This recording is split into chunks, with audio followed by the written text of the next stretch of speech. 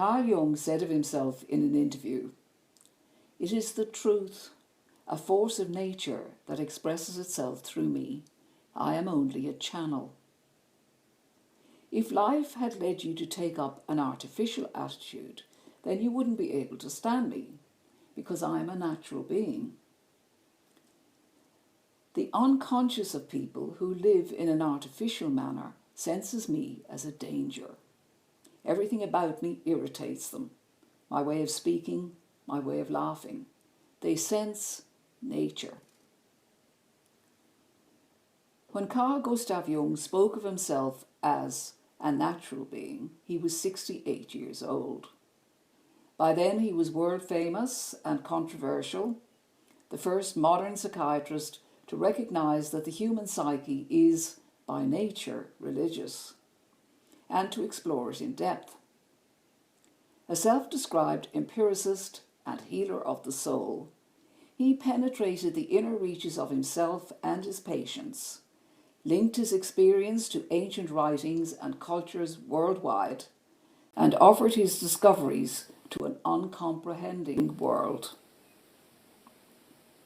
In a letter he wrote, "The main interest of my work is not concerned with the treatment of neurosis, but rather with the approach to the numinous, which is the real therapy." Jung's work teaches man needs to become his complete self to live whole. God needs man to mirror his creation and help it evolve. The whole human being is open to God as co-creator.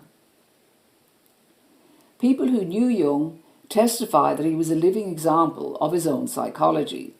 At once human, fallible, and great, he lived in two worlds, earth-rooted and spiritually centered. Both lives, outer and inner, he saw as the natural state of realized humanity. Jung's work reflects his life. Of himself he said, "I am the clash of opposites." Throughout a long life, he learned to live and reconcile those polarities into a unity of wholeness. At 84, he said of that long trek, "The journey from cloud cuckoo land to reality lasted a long time. In my case, Pilgrim's Progress consisted in my having to climb down 1,000 ladders until I could reach out my hand to the little clod of earth that I am."